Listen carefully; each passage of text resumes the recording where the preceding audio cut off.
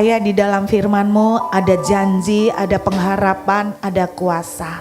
Kami siap untuk menerima kebenaran firman-Mu. Segala kemuliaan, hormat dan pujian hanya buat nama Tuhan selama-lamanya. Haleluya. Amin. Silakan duduk Bapak Ibu Saudara yang dikasihi Tuhan. Puji nama Tuhan. Shalom. Apa kabar Bapak Ibu? Wah, kok kalah semangat ini. Selamat Paskah. Kok lemes. Selamat Paskah. Masih Paskah kan? Masih Paskah kan Bapak Ibu? Selamat Paskah saya ucapkan. Saudara, mungkin siang ini saya ingin membagikan sesuatu yang kemarin sempat saya bagikan di CW. Beberapa waktu yang lalu, bulan lalu kalau enggak salah di CW. Ada satu reaksi yang saya belajar dari Tuhan yang sangat berpengaruh dalam banyak mujizat yang Tuhan bisa kerjakan. Nah, sebelumnya kalau Bapak Ibu bawa Alkitab, saya ajak kita melihat dalam Injil Yohanes. Injil Yohanes pasal 1 ayat yang ke-29. Injil Yohanes pasal 1 ayat 29. Sudah dapat Bapak Ibu? Saya akan bacakan buat saudara. Pada keesokan harinya Yohanes melihat Yesus datang kepadanya dan ia berkata, "Lihatlah anak domba Allah yang menghapus dosa dunia." Pertama kali Yesus diperkenalkan di muka bumi oleh Yohanes adalah sebagai anak domba Allah. Yesus tidak diperkenalkan sebagai inilah Mesias, Raja, tapi Yesus diperkenalkan sebagai anak domba Allah. Kalau saudara perhatikan, ternyata waktu kita diciptakan Tuhan, lahir baru, maksud saya waktu kita lahir baru, waktu kita dibaptis, terima Yesus lalu dibaptis, fisik kita tidak berubah, betul saudara? Fisiknya tidak berubah ya, fisiknya sama, karakternya juga masih sama, yang suka marah masih tetap suka marah, yang manja masih tetap suka manja. Tapi ada sesuatu yang berubah. Apanya Bapak Ibu? Rohnya. Roma pasal 8 menuliskan, waktu Yesus kita terima hidup dalam hidup kita, kita mendapatkan roh Allah. Amin saudara. Lalu roh Tuhan menjadi satu dengan roh kita. Oleh roh itulah, roh itu bersaksi bahwa kita anak Tuhan. Jadi yang bersaksi siapa? Roh Tuhan yang ada di dalam kita, itu bersaksi kita adalah anak Tuhan. Jadi saudara dapat status anak Tuhan bukan karena saudara ke gereja. Saudara mendapatkan status anak Tuhan bukan karena saudara jadi Kristen langsung ditulis KTP, bukan.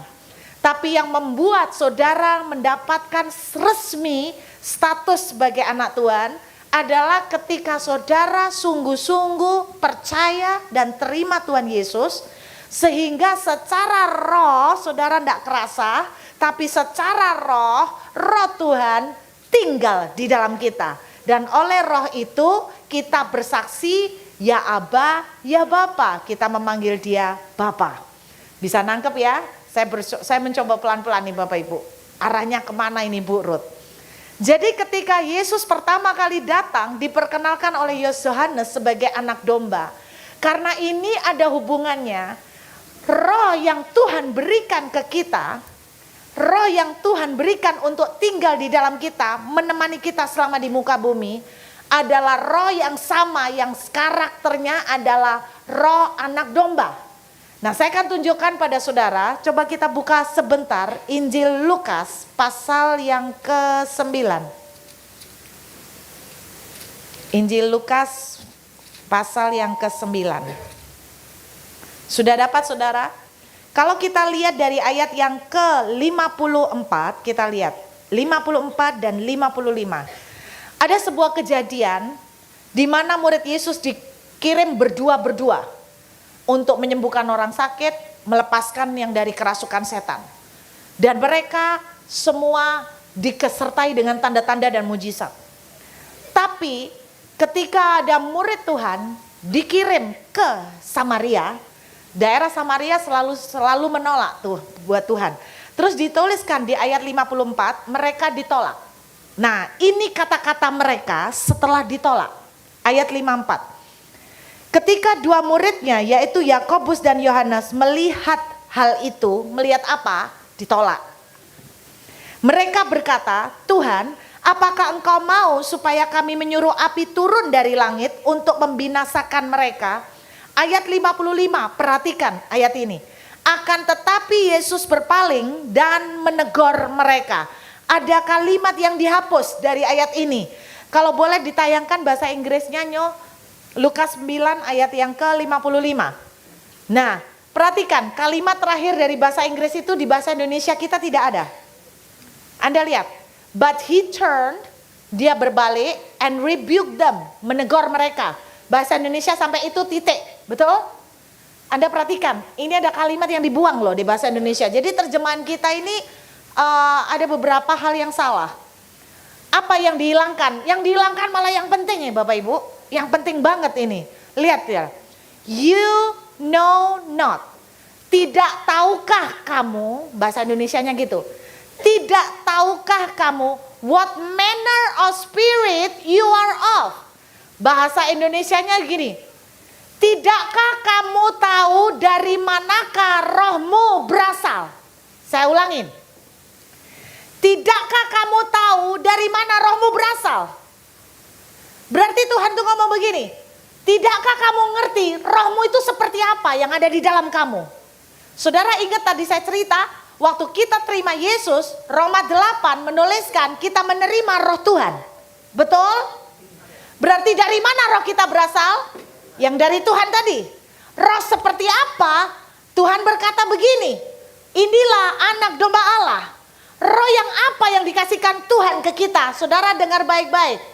Alkitab bilang begini, roh memang penurut, tapi daging lemah. Perhatikan sifat-sifat roh, buah roh. Anda bisa tahu buah roh. Kasih, sukacita, pengendalian diri, sabar. Semuanya begitu-begitu kan? Nah itu kan karakter roh kan? Karakter roh Tuhan kan? Kalau boleh saya simpulkan, roh yang dikasih Tuhan dalam saudara, waktu saudara terima Yesus adalah roh anak domba. Saya ulangin, roh anak domba. Dan ini ditegaskan Tuhan dalam Lukas pasal 10, coba kita lihat. Injil Lukas pasal 10 ayat yang ketiga. Injil Lukas pasal 10 ayat 3. Pergilah, sesungguhnya aku mengutus kamu seperti domba, seperti anak domba ya. Anak domba lagi. Seperti anak domba di mana? Tuhan mengutus saudara seperti anak domba. Yesus datang ke muka bumi. Yohanes bilang, inilah anak domba. Roh yang Tuhan berikan ke saudara dan saya adalah roh yang sama, yaitu roh anak domba. Kita berjalan di atas muka bumi, badan memang kita. Tapi roh anak domba, bukan roh macan. Roh anak domba ya, bukan roh singa Yehuda. Roh anak domba. Mari saya terangkan kepada saudara karakter anak domba. Saudara suka tidak suka, inilah yang harus saudara dengar. Domba adalah satu-satunya binatang yang paling tidak punya alat pertahanan. Semut sekecil itu masih bisa menggigit. Kambing bisa nanduk. Domba tidak punya tanduk. Kalau saudara bilang, domba punya tanduk bu, tetangga saya ada domba tanduknya. Itu kambing, mirip, sak dulur. Tapi itu bukan domba. Domba tidak punya tanduk. Domba tidak bisa lari cepat. Domba takut air. Domba takut air. Domba rabun. Jarak 5 meter mentok batas penglihatan seekor anak domba. 5 meter kalau ada macan lewat, dia tidak tahu. Dia pikir batang pohon. Itu domba. Domba. Terus, apalagi karakter domba? Domba itu stresan. Didik-didik stres. Pernah lihat film Shaun the Sheep? Nah, itu domba. Pernah lihat Shaun the Sheep? Saya pernah lihat adegan Shaun the Sheep, terus ada domba yang kebalik. Pernah ingat Shaun the Sheep domba yang kebalik? Lucu ya? Lihat domba kebalik tuh lucu loh. Domba itu kebalik, susah loh balik dewek. Jadi domba itu, bayangin stres. Dan kalau ada domba kebalik, dia cuman bisa apa? Mbe. Kita ketawa-ketawa, hi lucu nih kebalik, lucu. Anda biarkan dia kebalik 1 jam, mati. Domba bisa mati gara-gara stres kebalik. Lihat nih, karakter, what manner of spirit, kata Tuhan. Tidakkah kamu tahu rohmu itu karakternya kayak apa? Kalau kita jawab, karakter anak domba. Kayak apa? Stresan. Gak bisa bertahan. Gak punya alat melawan. Rabun lagi. Berarti kalau Anda bayangkan anak domba, wis domba anak lagi. Aduh, wis domba anakan lagi. Berarti tambah apa? Anak domba di tengah serigala berarti bancaan. Party time buat serigala. Bener gak? Tuhan bilang begini sama 2 muridnya. Muridnya kan ngamuk karena ditolak. Muridnya bilang begini, Tuhan, gak tahu tak mereka siapa yang mereka tolak. Tuhan, gimana kalau kita minta api turun dari langit biar tahu rasa. Ini loh yang membuat kekristenan dianggap bodoh ya. Karena kita itu roh anak domba. Saudara tahu, tahun 2010 pemahaman saya tentang Tuhan berubah. Saudara lihat kalau cara Tuhan menilai itu beda dengan cara saudara dan saya menilai. Anda ingat kejadian wanita yang mengurapi kaki Yesus dengan minyak? Murid-murid bilang itu pemborosan. Tapi Tuhan suka. Betul? Murid-murid bilang itu buang-buang uang. Tapi Tuhan berkenan. Terus apa lagi? Wanita janda yang membawa persembahan sedikit. Yesus bilang apa? Dia memberi paling banyak. Cara Tuhan menilai itu beda sama cara orang menilai. Saudara, gereja GSJS, gembala saudara ini mempunyai satu beban, satu visi yang menurut saya gila banget. Kalau saya secara pribadi, gak betul-betul Tuhan ngomong dan peneguhan beberapa puluh kali, saya suruh menjalankan visi kayak gini, emoh. Lo bayang no, memberi makan. Mereka kan punya ke gereja yang di Royal Regal, itu kan tiap minggu ngasih makan. Pak, Bu, ngasih makan orang Indonesia, dolek molo. Kalau Anda ngasih makan orang bule, mereka tahu diri. Kalau mereka mampu, mereka ndak akan antri.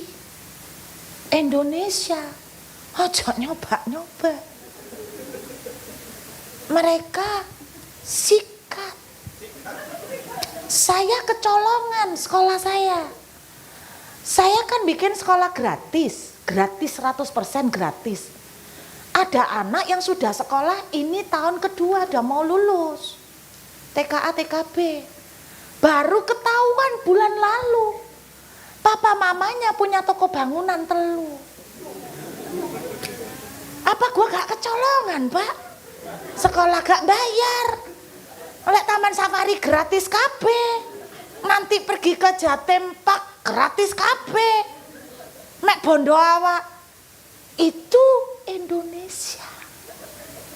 Bapak Gembala Saudara punya visi amazing, berani mati, memberi makan orang Indonesia. Yang datang pasti yang kaya pun ikut antri. Jangan kaget kalau bawa rantang. Tapi saya mendukung mereka punya visi. Karena saya tidak mau menilai. Oh, pemborosan. Tuhan butine seneng sama wanita yang mengurapi kaki Tuhan dengan minyak kok. Tuhan tahu hati mereka karena mencintai Tuhan. Saya mencintai Tuhan. Tapi lihat disuruh visi ini, tak doa puasa lagi Pak. Karena nggak gampang. Karena itu mereka sekarang mau membangun ballroom lantai 4 dan 5 dijadikan tempat gede nampung 1.000 katanya. Wah keren. Terus nanti tambah akeh sing dikei makan. Aduh, aku bayang noto aja sudah sumpek saudara. Aduh, haleluya. Makanya saya bilang, saudara, Anda punya gembala luar biasa. Support mereka, apa yang bisa mereka perlukan, apa yang bisa Anda support.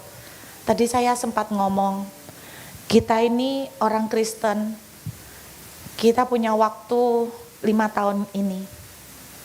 Gereja punya waktu, dengarkan, gereja punya waktu 5 tahun ini.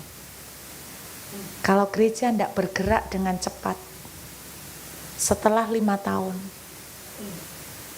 kita tidak tahu nasib gereja di Indonesia.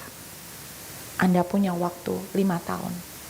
Dan Bapak Gembala berani mengambil satu langkah untuk bergerak dengan gila. Support mereka.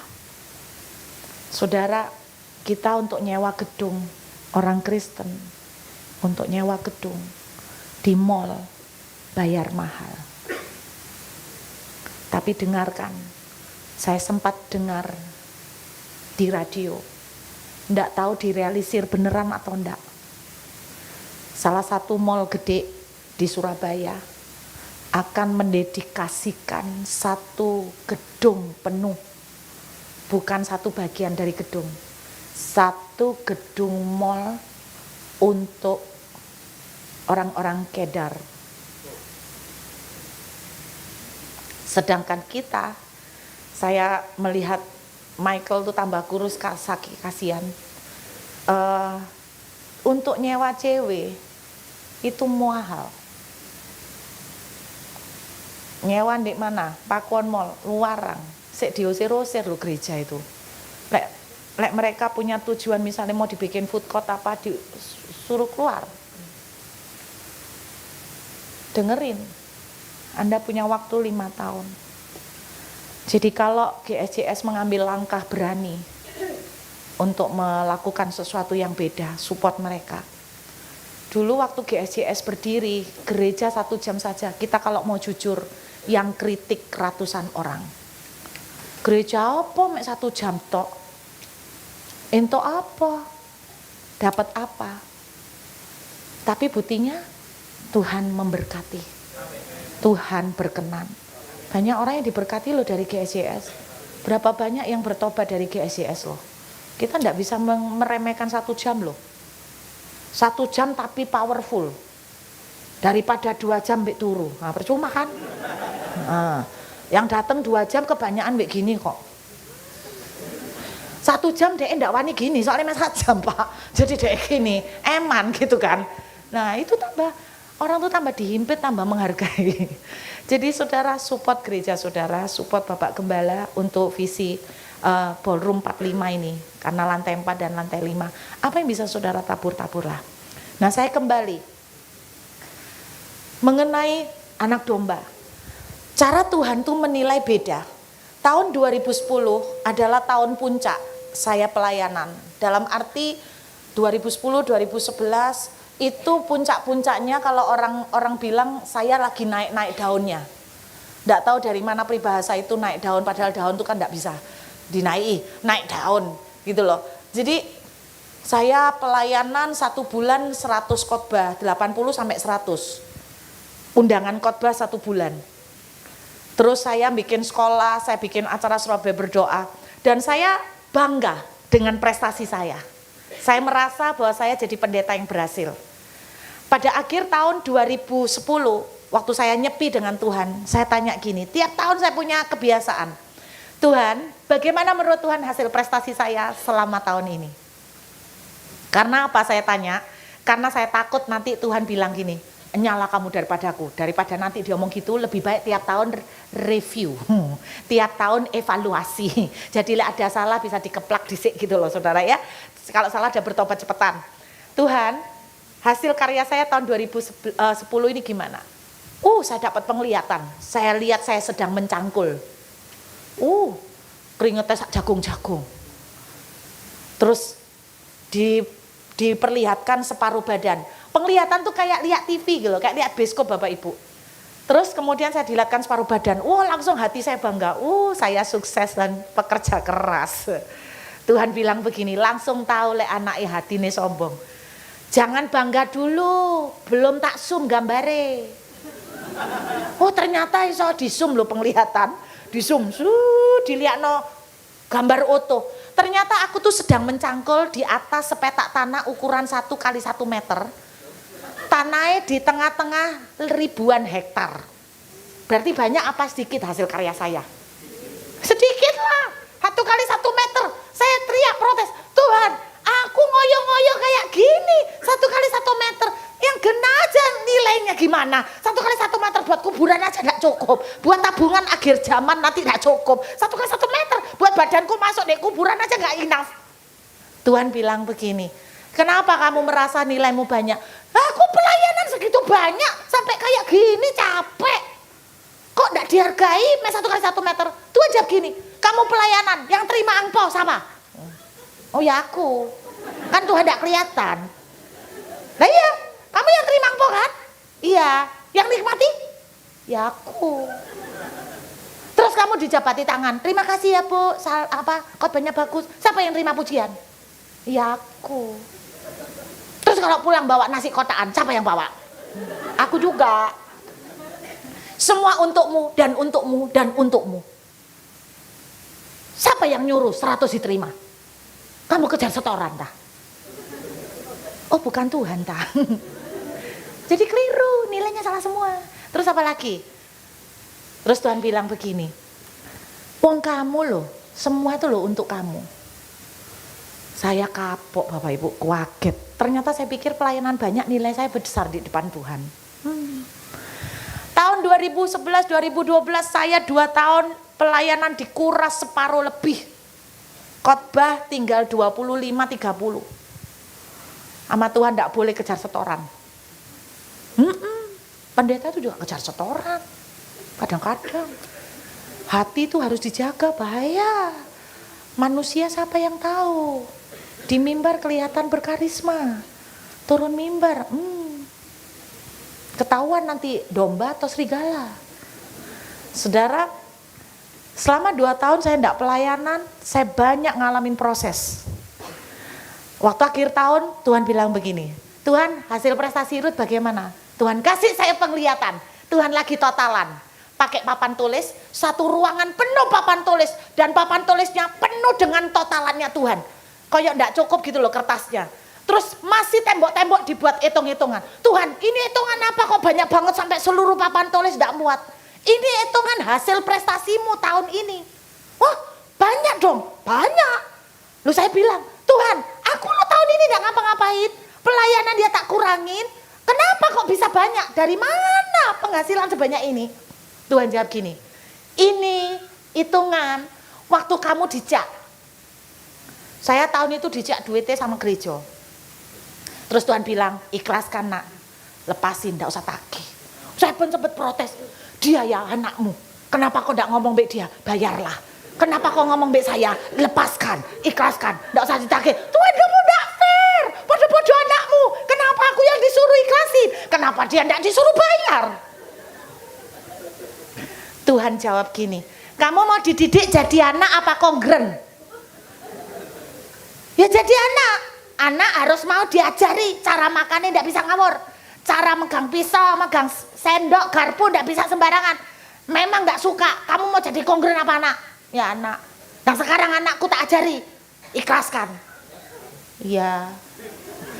Jadi tidak tak tagih, ikhlas. Ini nak, waktu kamu dijak kamu ikhlas. Oh, lah ini waktu kamu difitnah, kamu diem, kamu mengalah. Kamu cuma bisa nangis, kamu sabar, kamu ngampuni. Ini, lo segitu banyaknya apa semua?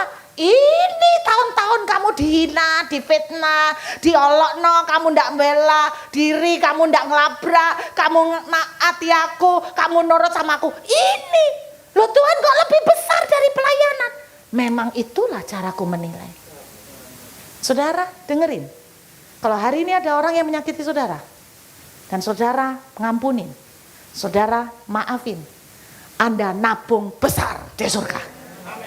Jauh lebih besar daripada Rut khotbah di mimbar. Amin. Amin. Roh anak domba Isa. Mbe. Loh, tapi ojo salah loh. Domba diotek macam-macam. Siapa yang bela? Gembala lek bela, gembala di atas segala-galanya. Hati-hati, anak domba memang kalah. Tuhan, aku digini no, cuman lu kalau gembalanya sudah turun marah, habis tuh semua. Dengerin, nanti waktu kita mati, kenapa ada ayat gini? Aku tidak kenal kamu. Kenapa Tuhan ngomong gitu? Apa Tuhan amnesia? Enggak, karena waktu kita mati, yang balik ke Tuhan apa? Roh kan? Lah itu loh sih gak dikenali Tuhan, karena rohnya kok berubah, bukan roh anak domba. Moro rohnya iso kena mutasi, kena radiasi di muka bumi jadi werewolf. Loh kok werewolf? Loh iyalah, sekarang saya tanya, kalau saudara disakiti, saudara ngelawan, itu domba gak bisa. Sing bisa ngelawan siapa? Serigala. Sing rakus apa? Serigala. Sing cakar? Serigala. Sing bisa nyakar koncone? Serigala. Jadi kalau hari ini saudara nyakar, rohmu sedang kena radiasi. Terus no ayo, terus no sampai radiasinya komplit, Anda jadi werewolf. Waktu mati belum sempat bertobat, balik ke Tuhan, Tuhan bilang gini, anyalah kamu, aku ndak kenal kamu. Itu bisa nangkep. Jadi hari ini kalau saudara sedang mengalami pergumulan proses, belajar roh anak domba. Cuma Nisa, mbe.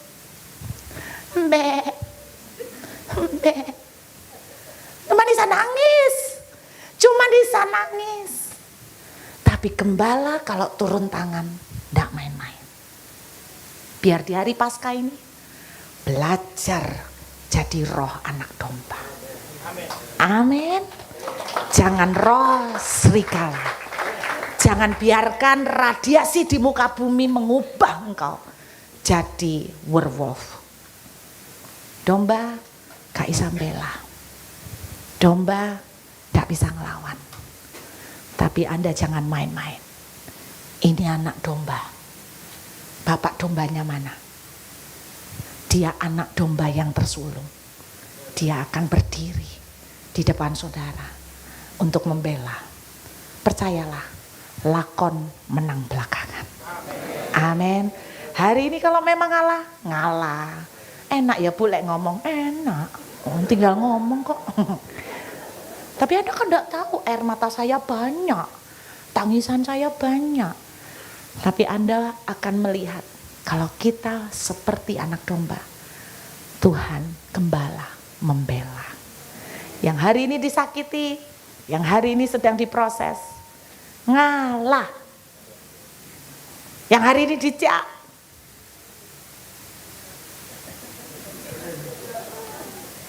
kalau Anda ngecak berarti Anda domba apa serigala? Ya udah jawab sendiri. Kalau Anda memaki-maki berarti Anda domba apa serigala? Hah? Kalau Anda maki-maki orang berarti Anda domba atau serigala? Serigala. Jangan teruskan. Kalau Anda teruskan, kalau di film-film itu diterusno sampai radiasi ini sempurna. Terus permanen bahaya. Jadi saya berdoa di hari Paskah ini, jadilah seperti anak domba. Amin. Cuma Nisa, tapi Tuhan tidak pernah tinggal diam. Yuk kita sembahyang. Saya boleh minta pemain musik kembali.